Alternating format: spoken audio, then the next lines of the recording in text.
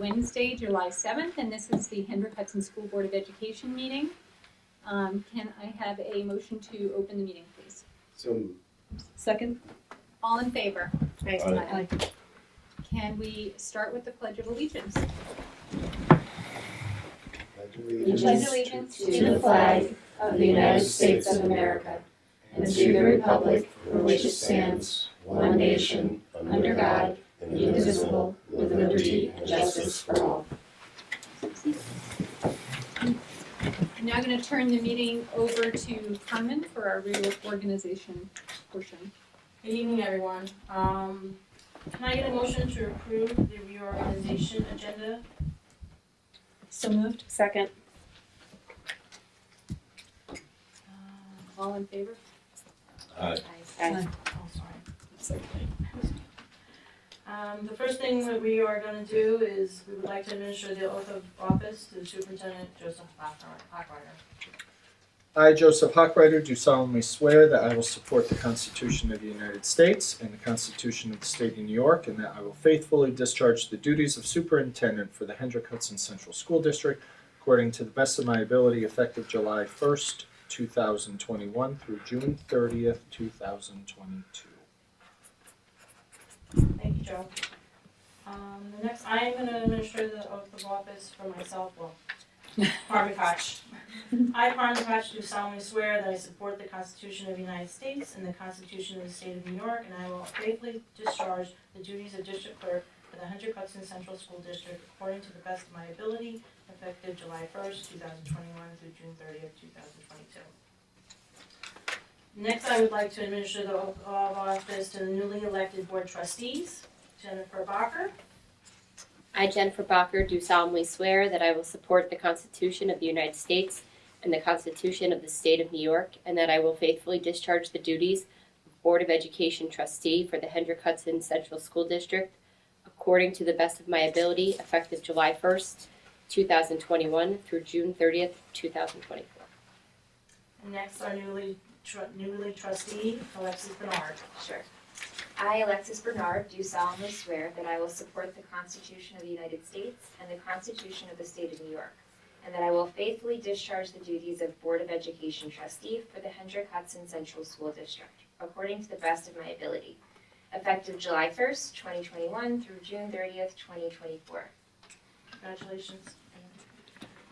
The next order of business is the nomination of President and Vice President of the Board of Education for the 2021-22 school year. May I have a nomination for President of the Board of Education? I nominate Carol Abraham for president. Second. Are there any other nominations for the Board President? Nominations are closed. Dr. Carol Abraham has been duly nominated to be Board President, President of the Board of Education. All in favor? Aye. Aye. Any opposed? Next order of business is the nomination of Vice President of the Board of Education. May I have a nomination for the Vice President of the Board of Education? I'd like to nominate Lisa Anderson. Second. Nominations are closed. Lisa Anderson has been duly nominated to be Vice President of the Board of Education. All in favor? Aye.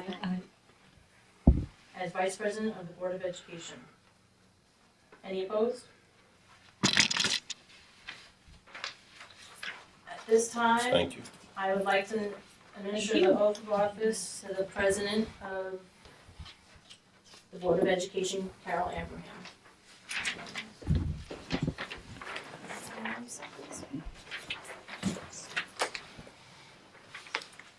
I, Carol Abraham, do solemnly swear that I will support the Constitution of the United States and the Constitution of the State of New York, and that I will faithfully discharge the duties of Board President for the Hendrick Hudson Central School District according to the best of my ability, effective July 1st, 2021 through June 30th, 2022. At this time, I would like to administer the oath of office to Lisa Anderson as Vice President of the Board of Education. I, Lisa Anderson, do solemnly swear that I will support the Constitution of the United States and the Constitution of the State of New York, and that I will faithfully discharge the duties of Vice President for the Hendrick Hudson Central School District according to the best of my ability, effective July 1st, 2021 through June 30th, 2022. Thank you. At this time, it is my pleasure to turn the meeting over to our newly elected president, Dr. Carol Abraham.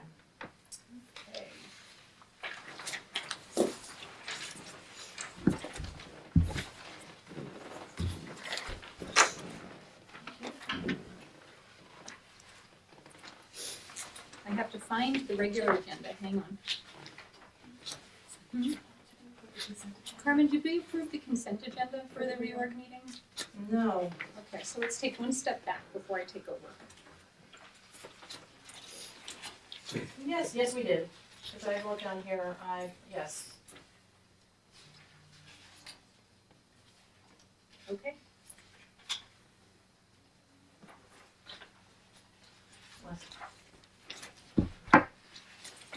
Alrighty, here we are, regular meeting agenda. Can I get a motion to approve the agenda as stated? This is item 7 on the agenda.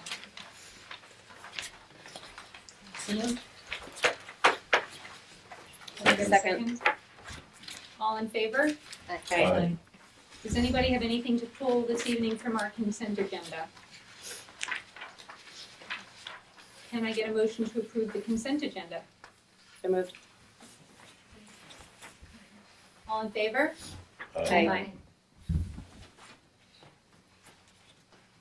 that brings us to the items that we had previously removed from the consent agenda, which are our donations. We have 2 donations this evening. The first donation is, we have, let Greg catch up here.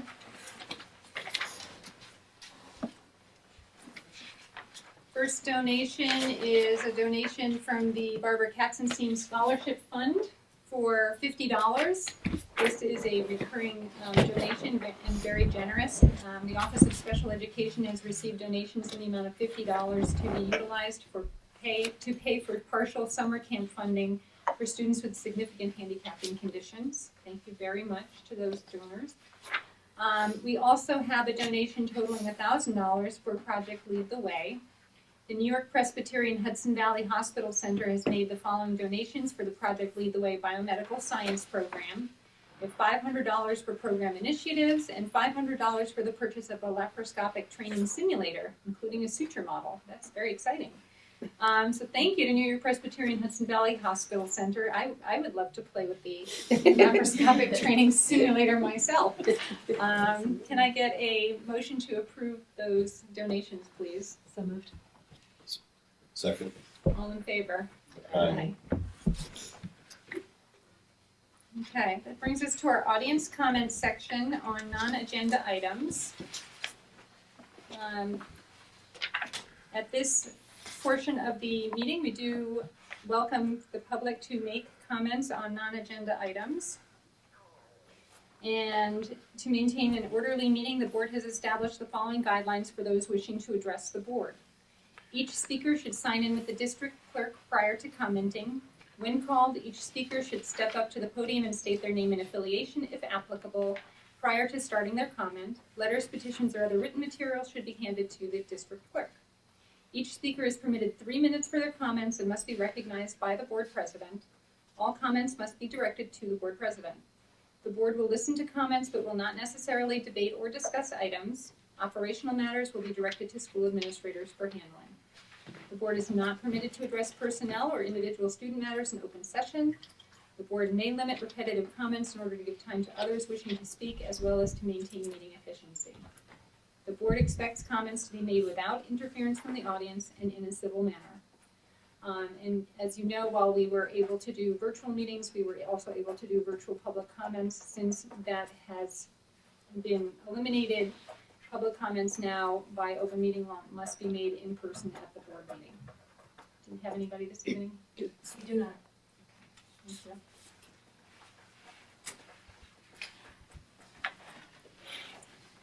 you. And that will bring us to our superintendent's report. I didn't pre-publish anything because we were certain that we would get some late-breaking news from the Department of Health, and we did. The Department of Health is allowing schools this summer so far, and right now only this summer, to follow existing guidelines that exist for camps and other recreational activities. And what that means is that districts no longer require or can require or may require, students to wear masks while indoor during summer programs. While students are no longer required to wear masks indoors or on school property, including buses, certainly they still can, and will continue to follow all other safety requirements. That includes social distancing, that includes reporting any positive cases among students or staff within the building, quarantining, and all of those. Contact tracing still applies. This is just for the summer. This is not to give anyone hope or any sort of indication as to what our return to school requirements will be from the Department of Health. But this is a sign, and this is a good sign, because in the summer it's awfully warm, and kids and staff with masks on, it can become very uncomfortable. So I'm meeting with our summer school principals first thing tomorrow morning. We have a draft communication that will go out to families and parents shortly after that meeting, and then of course we'll post that information to our website. So good news that option is available to families and staff, but they can continue to wear masks if they wish. And I know that we'll talk about our board meetings, but that also goes for the Board of Education as well as non-school facilities. So just folks in the district office no longer are required to wear masks. The same with those that work in our bus garage or maintenance facility. So it's a sign, but this does not in any way, the Department of Health is very clear, this does not indicate any change in planning right now for return to school in September. Have they given any indication when they might come out with? No. Of course not. Of course not. Probably No. August 30th. No, last year, just so you know, going back 12 months ago, we were all on pins and needles. The guidance was supposed to come out on the 13th of July last year. It came out on the 15th, and then a revision on the 17th. And then it was finally on August 7th that the governor, by executive order, said schools should plan a full remote model. So hopefully their feedback from a lot of different folks in the education field last year, hopefully they've learned to try to get out in front of it more. I say that at the same time that there's a new variant of the virus. We're still trying to figure out vaccinating students who are under 12 years of age. So still a lot of unknowns, but sounds like things are opening up and sort of returning to pre-pandemic. So this is probably going to be a test case. And the reason I say that is because we are still required to report positive cases and still work with the Department of Health and contact tracers. So I think that the state will be looking at the next 6 weeks of summer program to see if there was any infection, and B, whether there was any spread within schools. But 6 weeks puts us to the end of August again. Yeah. Mhm. Oh, you. Oh, Yep. Oh, yeah. Thank you. Yes. Yeah, and in that vein, we had been receiving updates from the Department of Health or the CDC. It was a Friday night news dump, and then it kept changing. If you remember, in late May, early June, mask, no mask, inside, outside, social distancing, but we did receive confirmation today that was the state's intention was to follow the recreational. New York State Department of Recreation guidance that came out. They're letting schools that have children in schools follow that guidance for the summer. That's it. Does anybody else have any questions before we move on to the next section? All right. So that brings us to our committee reports. Lisa and Corey have something for us to review, a proposed resolution and bylaw amendment, which we are hoping to submit. So, as we discussed at our last meeting, this is a proposed resolution that would go to the New York State School Boards Association to be voted on at their annual meeting. And it would allow New York State School Boards Association to advocate for legislation that would make it possible for, in our case, these changes to the open meetings law.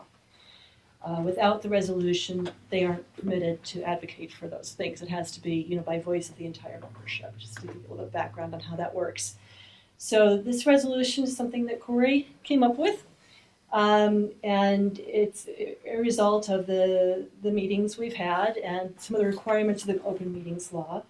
And what it says specifically, I guess I should probably read just the beginning part of it, right? Mm-hmm. Yeah.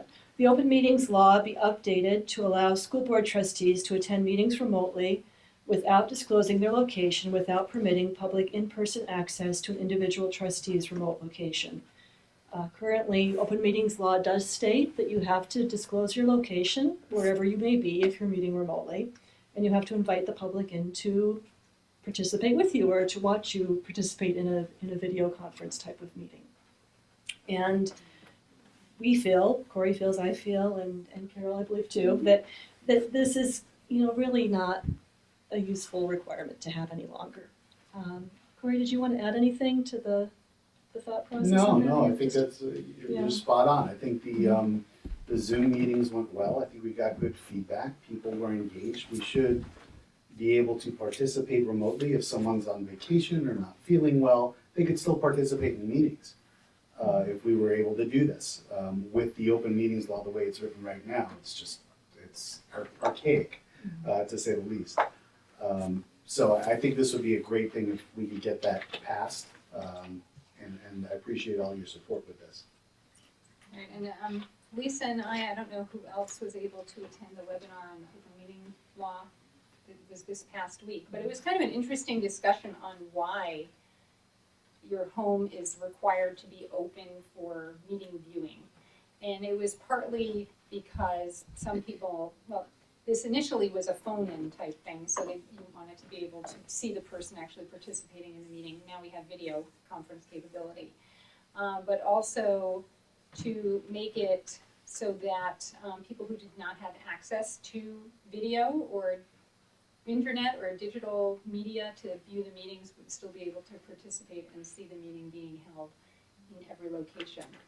I think with everything that's evolved over the past few years, and having a central location where people can participate if they want to, they can come to the district office, and you can see people that are in their homes or vacations or whatever on video without actually being in their home. It seems to me that there's an update to the law that needs to be done to make this a little bit more user-friendly.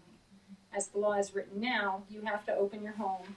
There is some question about whether your home or your location needs to be ADA compliant, so whoever wants to come and see you do your meeting can come in and see you do your meeting, and you have to have a big enough space that no matter how many people want to come to your home, whether it's 2 or 200, you have to be able to accommodate them.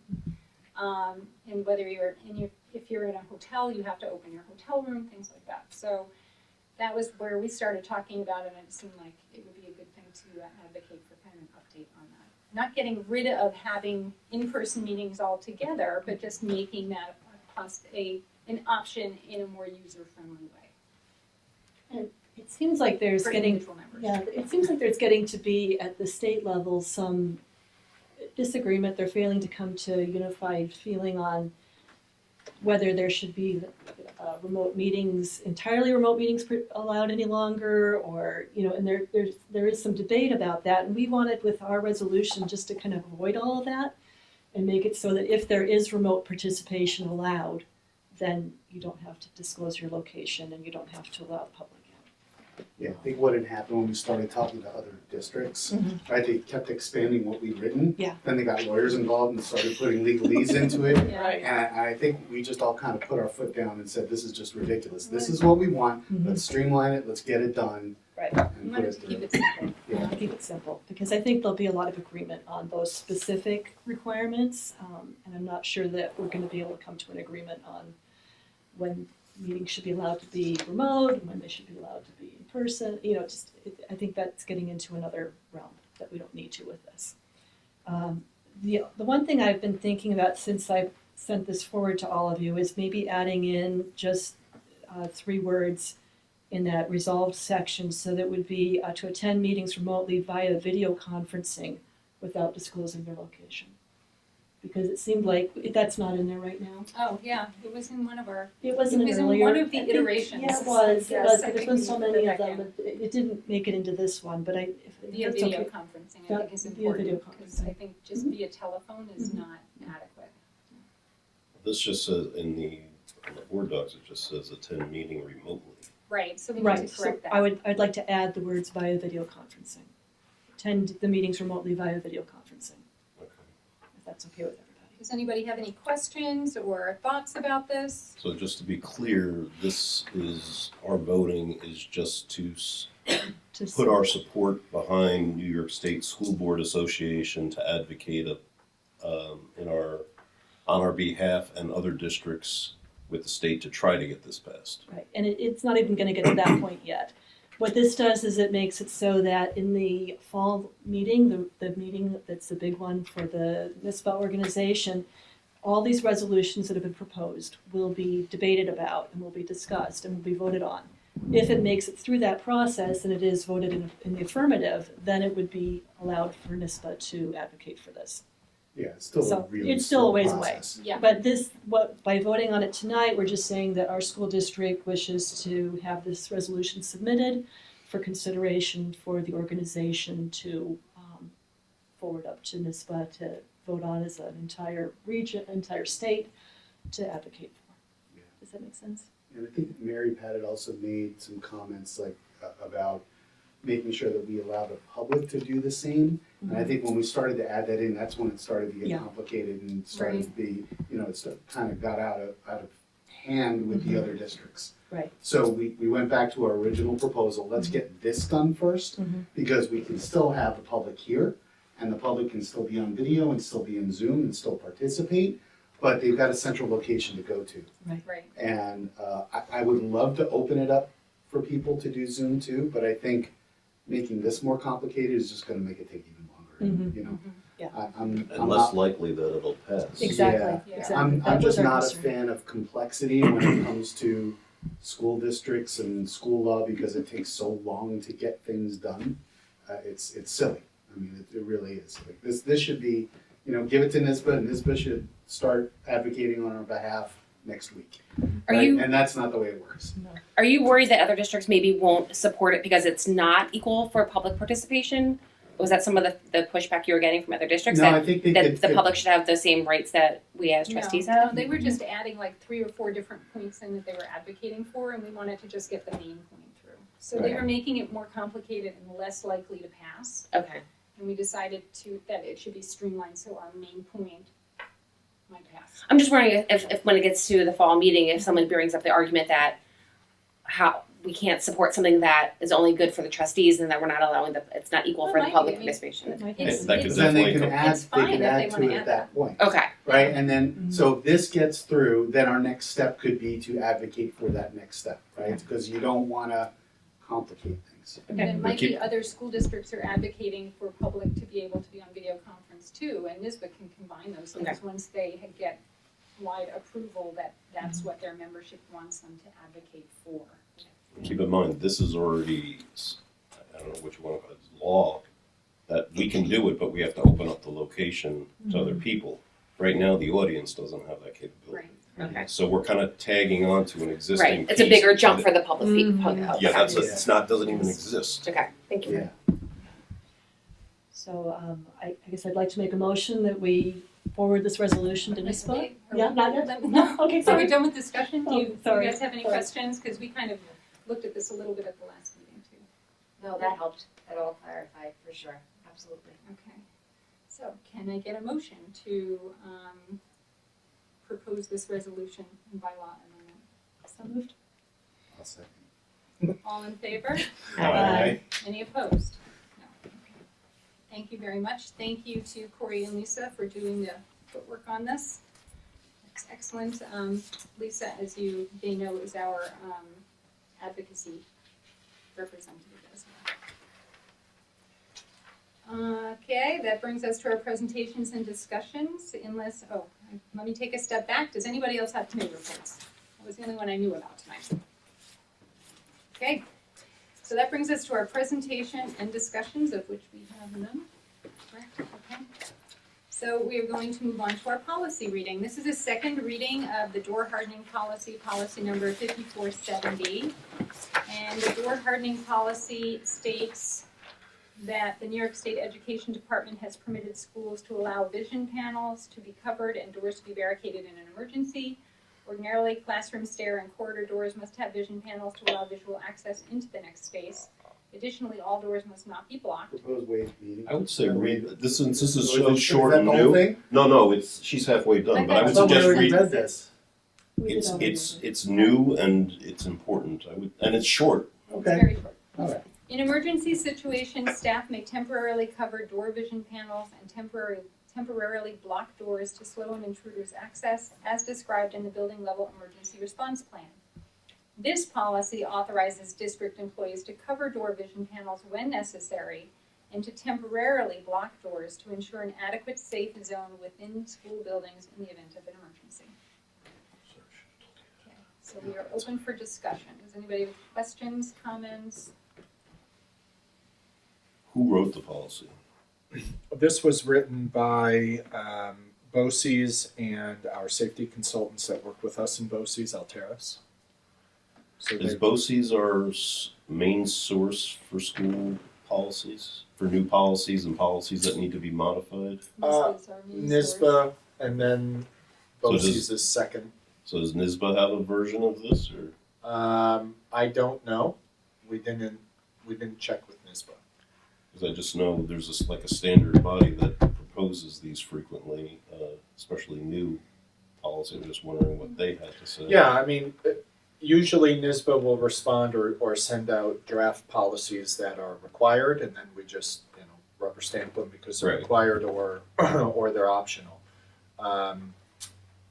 This one didn't come from NISBA, it came from the BOCES side of the house, because BOCES typically through the state are the ones that do the school safety reviews, that have the consultants, so it came more from I'll say a practitioner standpoint rather than a philosophical policy standpoint that sometimes NISBA comes from. Do we even know if NISBA has one on this topic, or? We didn't check, no. And I'll let Lisa explain, because this was part of safety committee Yeah, conversations. we had a discussion in the safety committee about it. There, without this resolution, without this policy on the board, on the list of policies, we're not allowed, the staff are not allowed to block the doors even temporarily in an emergency. They're not allowed to put screens. Right, but I'm So- more talking about, have we considered any of the nuances that may be in the NISBA version of this? I don't think so, but it was something that we needed to do in order to allow the teachers to do these things, in order to allow the staff to be able to lock doors temporarily. So and it's not a Yeah. required policy, so NISBA would not have opined on it to begin with, and we didn't check with them because it's very local to us, and not just Hendrick Hudson, but local to school districts vis-a-vis our safety plan. So NISBA typically wouldn't get involved in those operational policies that are local to the district. We can check. For some reason, obviously we could change this at any time we wanted to, but at the same time, if we're putting a new policy on the records, I'd like to see what the one that looks like from who usually supplies us with this information. Or they may not have one. Right, and then that would be a fine answer, but I find that if we put something on the books, it's gonna be there for a long time, even though the other one might have been better. Might have had some more protective language that could either protect the teachers, it could protect the district, because, there's nuances possibly in here. Okay, in the case of an emergency, teachers can say, I thought there was an emergency. How do you protect the teacher from being wrongly accused of blocking the door when they honestly thought there was an emergency? That's kind of what I was asking about last door. Yeah, so that's The what, policy would allow that. the policy would allow that described in the building level emergency plan. And the building level emergency plan is one of the very few documents that is protected from the public because of the nuance and the specificity in terms of how Frank G responds to an emergency different than BV, the high school, or so on and so forth. So the staff are trained in the building level emergency plan, where this policy will now lay, and the building level emergency plan identifies what are and what are not emergencies and who can and who cannot call emergencies, lockdowns, lockouts, hold in place, all of those things. So that's described in the building level plan. The building level plan is not a public document because it's shared only among staff and law enforcement. So that's sort of the check and balance that I can't show you because it's protected from FOIL. It's not a FOIL. I'm not in disagreement with this, but I guess I propose that we check to see if they have one and what it looks like before we pass it. I can tell you, Bill, that it was discussed in safety committee, and Cliff from Alteris was one of the ones who was very much in support of this and telling us that it needed to happen. The entire safety committee was behind it as well. So those are our people in our school buildings who are part of that committee. So they felt. Yeah, but why aren't we looking at all the information that's available to us? That's all I'm saying. Especially before we put a new policy. Is there on any the books. reason that we need to approve this tonight? Are we butting up against a deadline? No, but we have educational programs in place right now, and heaven forbid Something something could happen happens. tonight. So, Yeah. what we could do is we could approve it because it's a second reading. If NISBA has anything materially different, we at least would have this in place now, and then we would need to vet, if that language is materially different, we would need to get the safety committee together, and we could always amend the policy. But once Yeah, it's this approved would be as a nice. second reading, at least we can get this out the door so our summer school staff can feel more comfortable and the summer school principals can help support that. And we could use, the next 4 weeks to see if NISBA has any recommended language. I hear you, but I mean, we've been like this for so long, I don't know that the next meeting is gonna make a whole hell of a lot of a difference. But at the same time, if you wanna pass it tonight, I understand majority, and I will vote against, not because I'm against the concept of it, but I just like to make sure it's fine-tuned as best it can possibly be before we wrap it up.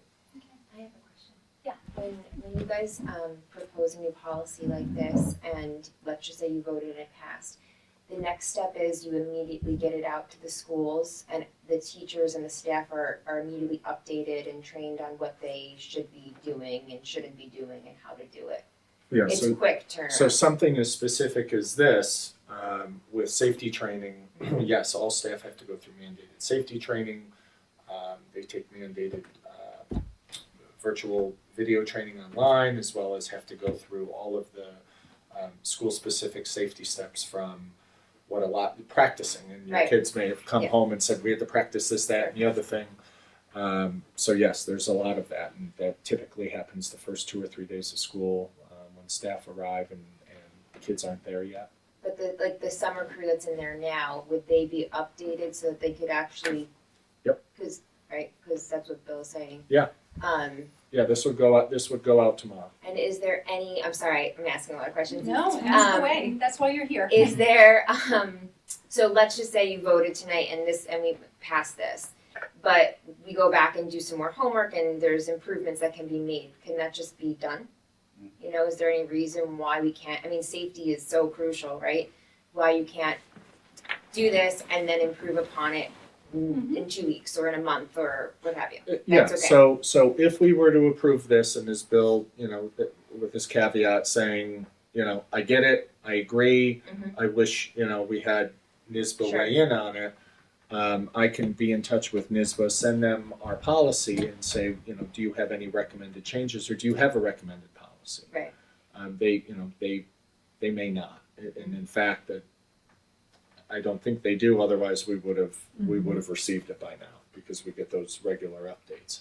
And then what would happen is if we find something that accentuates something or gives us more cover or more support for our teachers or principals, we would come back to a board meeting, and you would see this document basically in edit form, Okay. with redlined, with new content, and then we would have a similar discussion.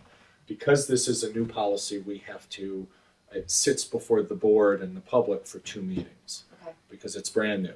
We haven't had to have a policy This was like up last meeting, right? This was up Okay. last meeting. So any revision to this, as long as we keep this policy number 5470 in the title and it stays, materially the same, we can make any Sure. adjustments to it and then have the board approve it once, and then we send it out again and say, notice these changes, So as it stands right now in our schools, if there was some sort of crazy, horrible situation of an emergency that happened, the teachers cannot do anything to block. Yeah, I mean, this sounds They're very- not permitted. So I have a question about the actual doors themselves now. So does this allow us to be able to install, let's say, steel doors that have instant hardening, where they have a barricade built in and they have a cover for the window built in? In other words, making it easier for teachers to do that rather than having to fumble around for something to cover the window, or putting a chair up against the, that's not going to barricade anything, right? You want to be able to close something down and lock it down and lock that door down. And if it's a wood door, it's not going to protect against much. So, does this give us the option to do something like that? It may. I mean, I'd have to talk to Anthony about that, because even all of our doors and windows need to be, rated by fire code, New York State. They have to be purchased on state contract, which means they meet all of their safety and functionality requirements. So I'd have to ask him that. This is in response to Parkland, and after Parkland, the government at the time said we need to review all safety measures, and this was a recommendation that came from different agencies that support school safety, but we're not permitted to do this under fire code. We're not permitted to do a lot of things under fire code, and this is one of them. And when the fire code people would come in the classrooms and they would see student work hung up and a really live and engaging classroom, a lot of that would have to be taken down because it would block a window, or you wouldn't have line of sight from outside in the window, or vice versa.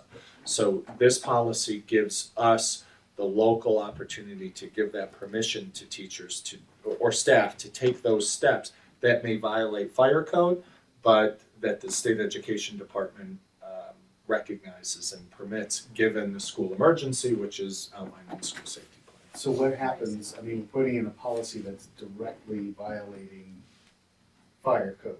And that's the only way we can do it, is that we can supersede fire code because it will lay in the building level emergency plans that goes to state education department. So basically, state education department is saying we permit this even though fire code doesn't, but we permit it because of student safety. It makes sense. Now maybe what may happen is fire code may catch up and say, okay, this is a moot policy because 99% of school districts in New York State have this policy, and the fire code is now out of date, and a lot of fire codes are written decades ago. Yeah. So it very well could be that this would become moot, that it would be permitted by the fire code. And if it were, we wouldn't be here having this conversation. So what are the risks regarding fire code then? Could our teachers be sued? Could the district be sued? If we don't have this in place? No, let's say someone does barricade the door and it's during an emergency and it happens to be a fire, and because they barricaded, something happens, God forbid, right? And This indemnifies them because they followed the but it doesn't policy of indemnify the district, because Sure. the district is putting in this policy that is violating fire code. And if someone, listen, I think this is the right thing to do, right? But there's a devil's advocate side that says, well, what's gonna happen if a different situation happens because of this? And I don't know all of those nuances. What I would say is between when Parkland happened in February of 2018 until now, I would think that those policy people at the feds or the state had vetted that, and that's why they gave us permission to do it. I don't know the nuance of those conversations, but if the state education department is permitting over 700 school districts to do it, I'm sure they had checked those boxes. Okay. And this isn't a blanket statement to say in any emergency you can Right. start barricading Right. doors and windows. there are specific emergency responses that are laid out in the building specific. Yeah, plans that I we're don't not have privy my- to. So if they have a fire, the teachers aren't supposed to like put things up on the windows and Right. the doors. No, but two things could happen at Two the same things could time. happen at the same time, and then that's a, The I didn't judgment wanna call. think about it, it's horrible and it's a judgment call and, you know, But yes. we have to think about these scenarios, right? It's unfortunate, but we have to think about what could happen. that's gonna be a split-second judgment call. Are you more likely to be, you know, have an intruder come into your room, or are you more likely to fall victim to a Yeah. fire? And So that's gonna be- we're giving the teachers more situational. options, right? Well, Is what's happening. we're giving Is it- teachers Yeah, that's a options. good way of putting it. We're giving teachers options under the criteria that need to be met in the school emergency plan. Within the guardrails. That's right, and the guardrails are in that plan, and then we have the district safety plan, so it all sort of funnels down to giving an additional opportunity for staff in the building to make that decision as long as it qualifies in the plan. Right, but then the other question, going back to my original question, does this give us more of an option for door hardening and hardware that would make it easier for teachers to do this kind of thing in Yeah. emergency? Yeah, if permitted, meaning, well, I'll go all the way back to if we choose to do that, when those doors are not cheap. So if we talk about another capital Yeah. project or what have you, and then the specifications of those. Yeah. As you know, I mean, there are doors and windows where you tap a button on your phone and they darken. Right, and then you have to worry about the students activating those doors with the, in inappropriate Yeah. situations. So there are lots of nuances to that kind of thing too. Yeah. Well, that's what biometrics are for. And this is all Teacher's hand. Yeah, well, it's all really bizarre because at the end, you know, Parkland, look, this district responded to Parkland. The community supported an $18.5 million bond, of which 80%, 75% was safety and security upgrades. This past academic year, we've had every door and window open, and the guidance was go outside, learn your math and read. It was the opposite of what it was in the 2018-19 school year. I mean, we did a 180 because the situation changed. Different threats, you have to evaluate what the threats are. what's the higher risk? Graduation Risk outside. I mean, 3 years ago, on the heels of Parkland, we would not have been talking about any event like that outside. None.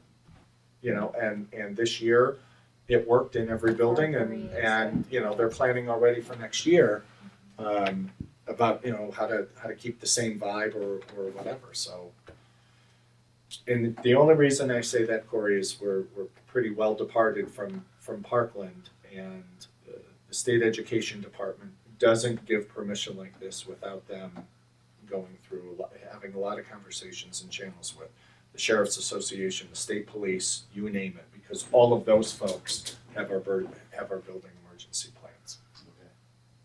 All right, thank you.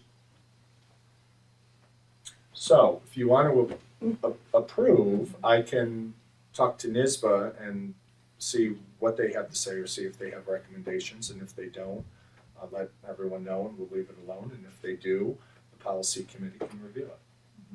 Okay, does anybody else have questions before we vote on this? All right, can I get a motion to approve door hardening policy 5470? So moved. Can I get a second? Second. All in favor? Aye. Any opposed? Aye. Thank you. All right. That brings us to our second audience comment section on agenda items. The same rules apply as to the non-agenda items. I do not see anybody in the audience at the moment. Carmen, have you heard from anybody? No, we didn't have that. Thank you. So that will bring us to everybody's favorite discussion, board meeting format. In our ever-changing guidance from the state on how we are allowed to speak to you, our public, you can see we get our mask less tonight as per Joe's information earlier.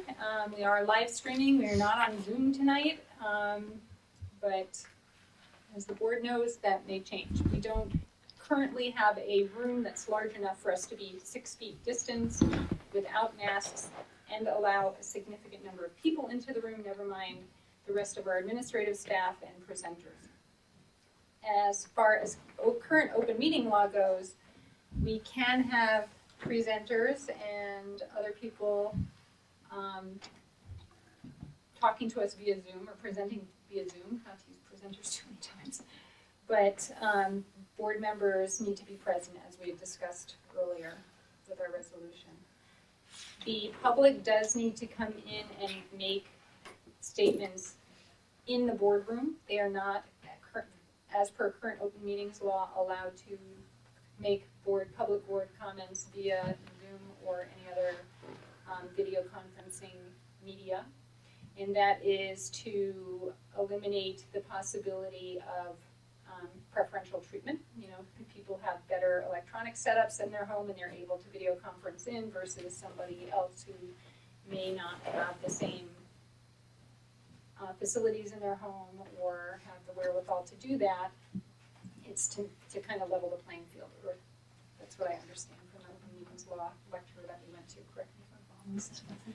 So we need to talk about how we want our board meeting format to go. We can remain in this room. We can decide to go back to the library at the high school. Just for some background for the newer board members, we used to do these board meetings in the library at the high school. We had a nice dais that was sort of like a horseshoe shaped, so it was very hard to see the other board members. You weren't really speaking to each other, you were speaking more at the audience. When Parkland happened, we had a lot of discussion around safety of the school. Having a board meeting at the high school library meant that building was open until we were done with the meeting to anybody who wanted to wander in. People could wander in, they could wander around the building, we wouldn't know. You know, we had somebody at the front door and the custodians are there, but what people were doing in the building, because we were in our library, was not always clear. So that became a safety issue. We had a number of people from the public come and say, this is not a safe situation, we shouldn't be having our buildings open to everybody at night like this, we need to do something different. At the same time, the board at that time felt that that format was not allowing us to have a good dialogue because we were spaced so far apart and looking kind of out rather than towards each other. So we decided to move the meetings to the district office. It was a little cozier space. At that time, we only had a maximum of 3 or 4 people come to meetings. I mean, it was unusual if you had 1 or 2. So having it in this smaller space and still having room for a number of audience members seemed to work out very well. We were able to talk to each other a little bit more effectively. We were still able to live stream. We had a separate office where we could go to for our executive committee meetings, our executive session meetings. And at this point, we don't have a room other than this room that's big enough for us to be 6 feet apart and still talk. And if we're yelling in this room because we're 6 feet apart on these big tables, then other people in the building can hear what we're saying. So it's not very secure as far as confidential matters go, which means if we remained here, what we were doing before is the executive meeting via Zoom and then driving over here. That was the plan. But now that that option has been eliminated, we can't do that anymore. So we're kind of at a quandary at this point as far as where we're going to have the meetings. We could potentially still have the meeting here and have executive meeting here, and we would have to boot Greg out of the room, and we would have to make sure we didn't have people who were coming to the public meeting loitering in the hallways where they could hear our confidential discussions. We couldn't let them into the building until afterwards. So probably Carmen or somebody would have to be monitoring the door and make sure everybody was staying outside. But that's certainly an option. We could consider going back to the high school library. We do have larger office spaces there where we could have executive session prior to the meetings. But then we have the same safety issue, we have the same formatting issue, and it's a little bit more expensive because we have to keep the building open. It's a lot less expensive to have it here. I just have one question on exec. Why can't we do exec over Zoom? I thought the open meetings law only applied to the open portion of the meeting. I think you can't. We have to double check into that because I don't think anybody's really asked that question in the past.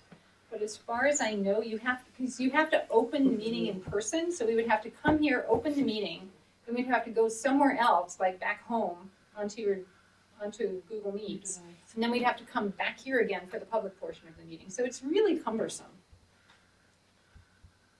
You have to Unless we- open the meeting. in person. That's In part public. of open meeting law, yeah. Yeah, Yes, first we open in public.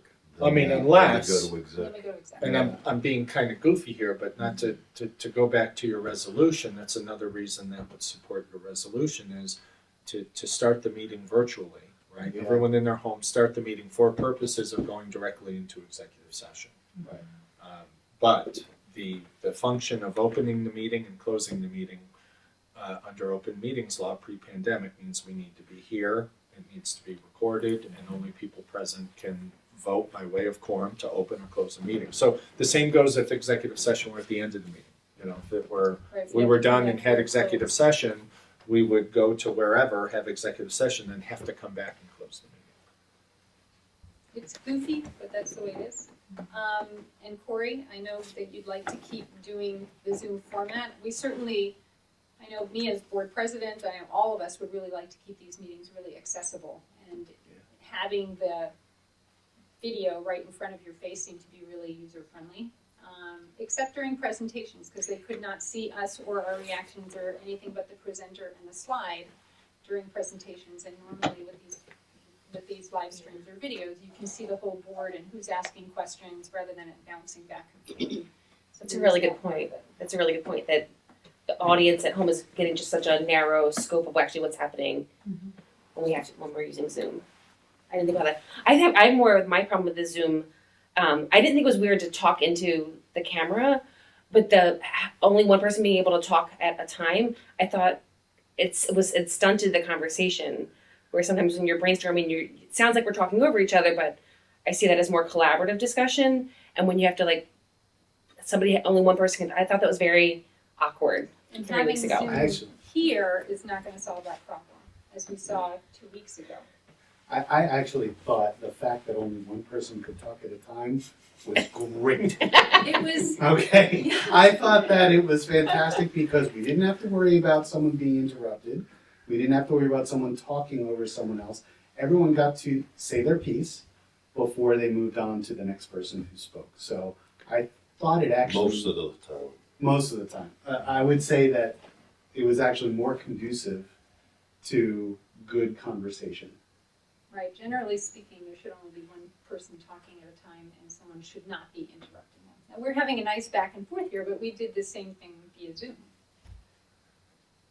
Okay.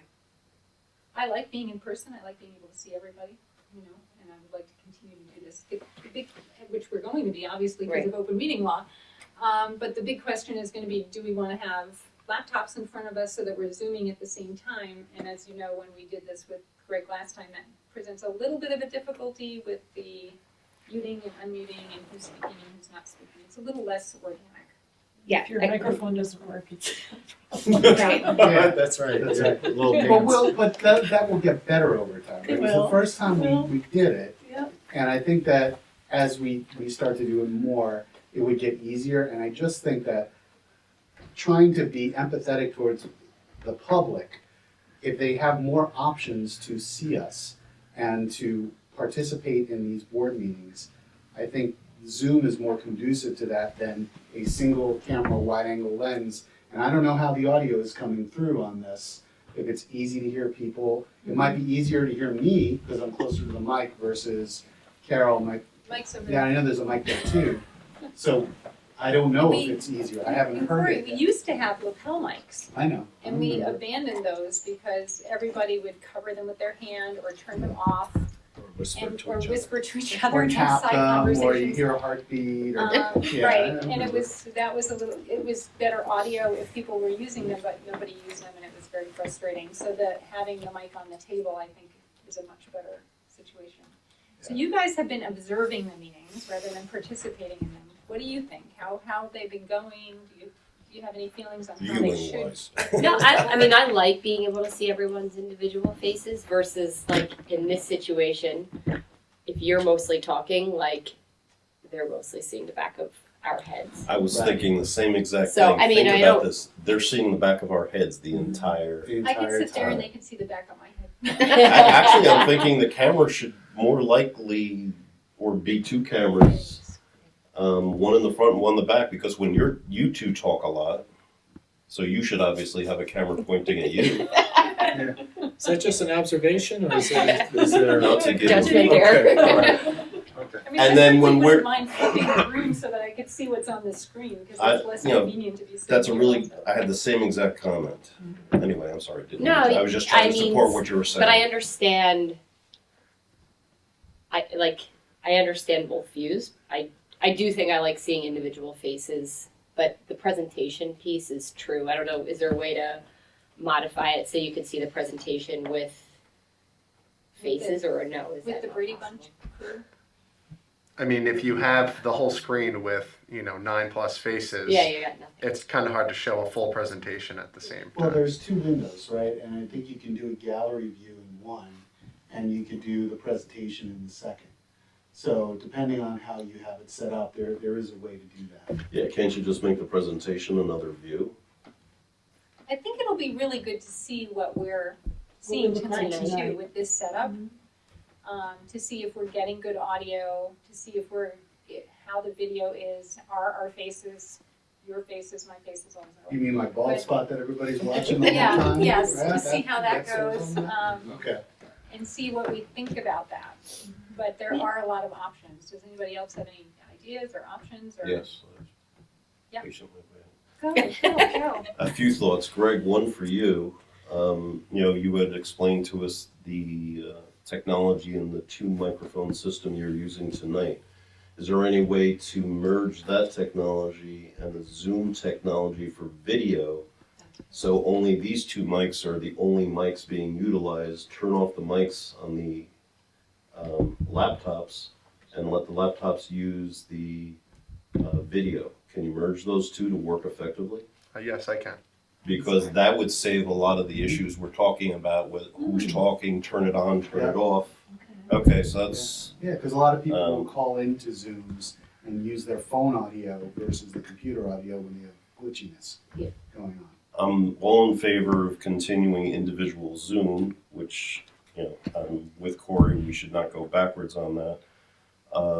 And then for physical aspect, can't we have a lot of places that we can gather in all the buildings we have. Can't we pick one with an outside entrance that's easier to secure? Something like Frank G, where we meet in the gym. Everybody goes in through the back entrance, We need a screen. kind of like voting. Oh, the screen. The cafeteria, I have to tell you, is very noisy. Yeah, the audio. It's But- really hard to hear each other. It's really hard to hear the audio. We've done the high school cafeteria, and it's my least favorite meeting. It's one of my most favorite meetings because it's always the retirement celebration and tenure celebration sometimes, but it's one of my least favorite regular meeting portions. I'm not saying that's the best location, but it's a lot better than the high school library where you're opening up the whole building. I'm assuming it would be a lot easier to lock down and keep people in the, beyond going further than the gym in that building, and maybe there's a better one, I don't know.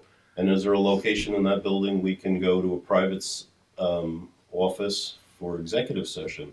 Years ago, when we were in the high school, we never had the executive session in the library. The executive It session, was behind the library. there was a room right behind the library, and then even before that, there was a room to the right of the library, right before you went into The conference room. Conference The room. assistant. That was used for many, many, many, many years. So Stopped we've, using that because people could hear our conversations, apparently, Well, because we're leaking. In So the we- office. Yeah. in the office. Mm-hmm. And that's fine, but don't we have somewhere we can go in another, like hypothetically, we use Frank G. Gym. Isn't there another spot we could meet that would have some privacy? Well, you have to open up Yeah. restrooms too, don't you? Which gives more. Or where the That's- restroom, and I'm not saying that's the spot, but I'm just Yeah. thinking, okay, the high school's bad because you gotta go through the building to get to the library. What other locations can you go directly in? auditorium. That just popped in my head. One of the I I reasons, thought about that too. Yeah, but then you Yeah, have but then lots the of kids exits are- at the auditorium. and the other problem is you have activities in those spaces, right? Not on The every gyms other could be- Wednesday night. the gyms are being Well, used they might pretty have frequently. rehearsals for shows. Right, the Basketball. auditoriums are being used Yeah, but for I'm saying, things. It's Pick a room and We don't wanna be in schedule a it. building where the students are there at the same time, Mhm. because we have to open it to the public. And it's from the security standpoint, I don't see any good scenario outside of the district office. Is there any harm I in find just that doing hard it to believe. once and seeing if it works? doing which ones? It's like if you wanna try Bill's suggestion, right? Go to Frank G for one time, if it's horrible and doesn't work and it's you can Or- just switch to a different plan. Or Well, the is idea there, would be to do you find have a some- better idea of another location that has an external entrance? I'm just using that as an example. I mean, this has just popped in my head while we're talking. You know the facilities a lot better than we do.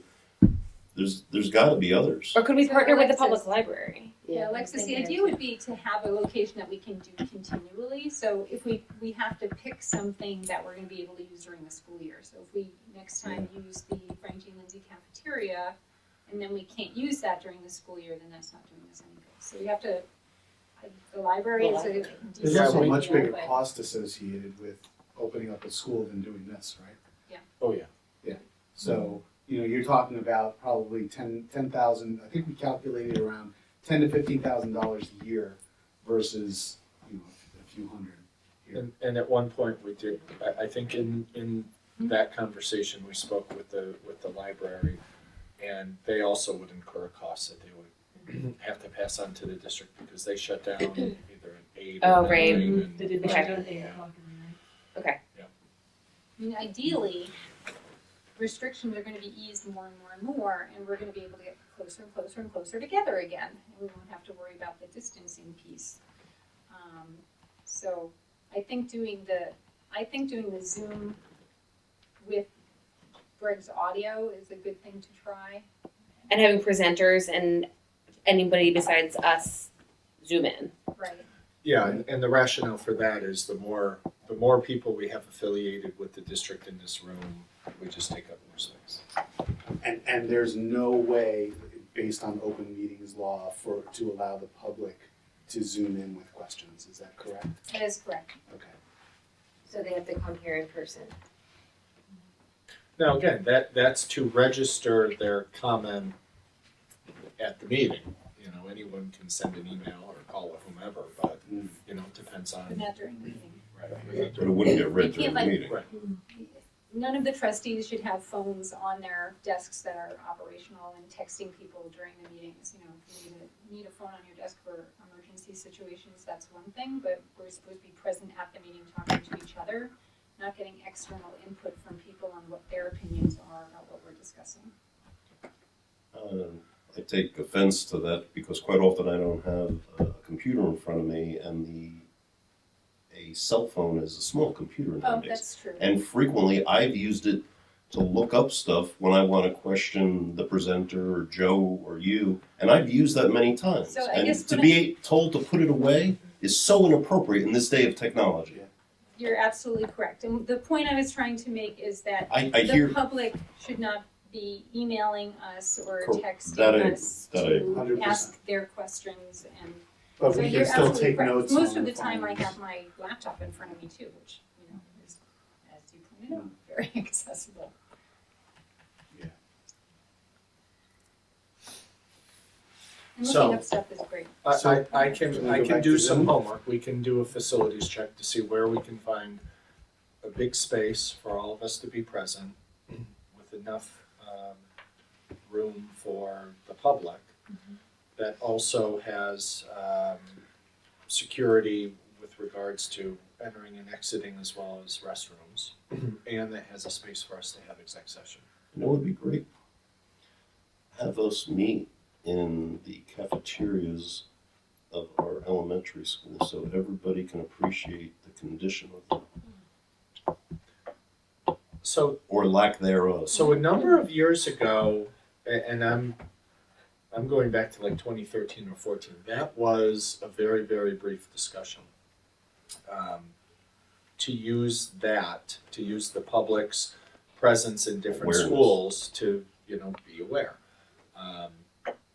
And we didn't pursue that. I think Carol's the only one around still. We didn't pursue that because we wanted the meeting location to be as consistent as possible, so people don't show up to where the meeting has always been and then realize, oh no, it's over here or over there or whatever. But I don't disagree, it would just have to be really well Yeah, so what- publicized or But just then thought there's- out. But then there's still the security issue and Okay. there's the cost Yeah. issue. Part of me was being facetious, but if you're looking for a location, Mhm. that should be kept in mind. Not that, oh, that's not a nice one.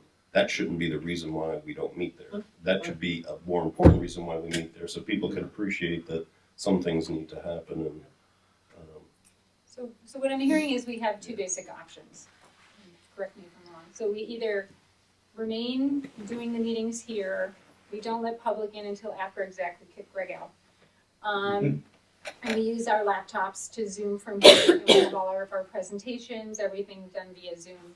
The public still has, we have limited space for the public here, about 5 or 6 or 8 or so, 5, unless distancing is shrunk. We could rotate the public through if they're making comments, I suppose. And the other option would be to find a larger venue where we can have all of our presenters, more public. We can have our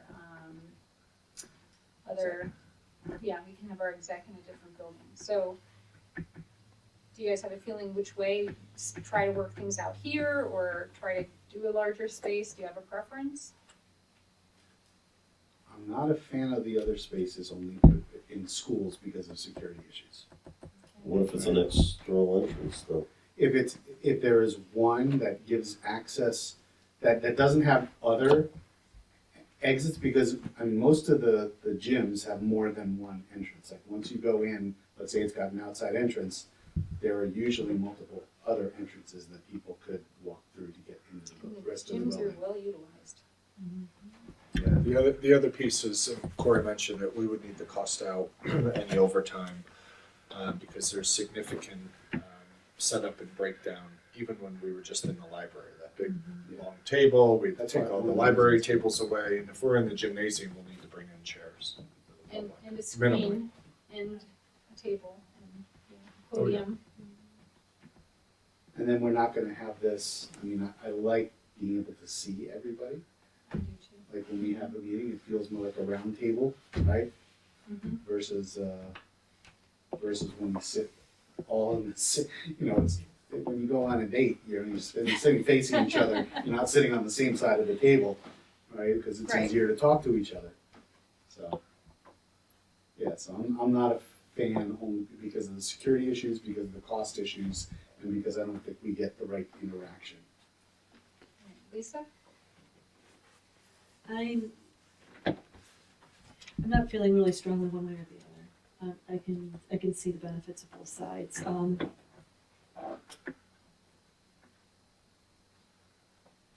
I guess if I had to make a choice right now, I'd say let's just stay where we are because of the difficulties of extra expenses and of setup and takedown and security issues. I would love to see more people able to come in. That's the real big downside for me. But how many No one's people- here tonight. No one's here tonight, that's true. So until the audience size is actually an issue, this might work. And as our distancing shrinks, hopefully, fingers crossed, and we get towards the end of summer and people aren't on vacation, and we can expect maybe more people in the audience. But I would be interested to see what you and Anthony maybe could come up with as far as an option. But until you guys can do that work, I would say just stay here with the Zoom. Jen? I agree. I'm trying to think if there's a different way to lay this room out that would allow more people in, but like Allie said, there's not people here anyway, so I don't know if it's an immediate, there's anything that we need to immediately change in that. But I guess we're farther than 6 feet away. I don't know if there's any way we could change this to allow Usually- more people. Usually these tables are are together. scrunched together. They're spaced apart because of COVID regulations. We could Because fit Joe and I have 4 to sit tables 6 usually. feet apart and Yeah.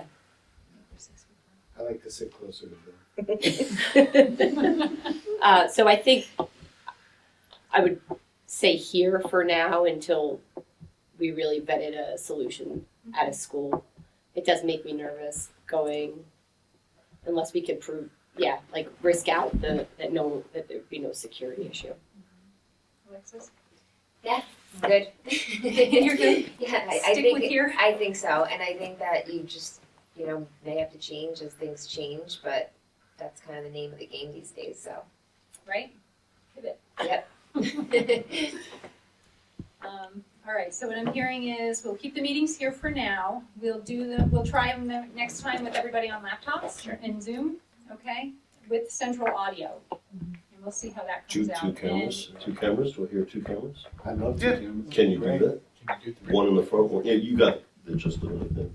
Yeah, that'd be great. We- And 2 cameras, why I don't not? mean to speak for the board president. No, I'm speaking for the board, so you're You're allowed not to do speaking for me. Do we need 2 cameras though if we're doing everyone's Zoom? Yeah, we need 2 cameras, everybody on Zoom. Right. Lights out. We Partridge need, in a pear. If we we're, need things hovering over us, drones. Oh That's dear. the word. actually, that's a good point. Do we want 2 cameras? Probably not. If You we're want out- 2 cameras, we can give you 2 cameras.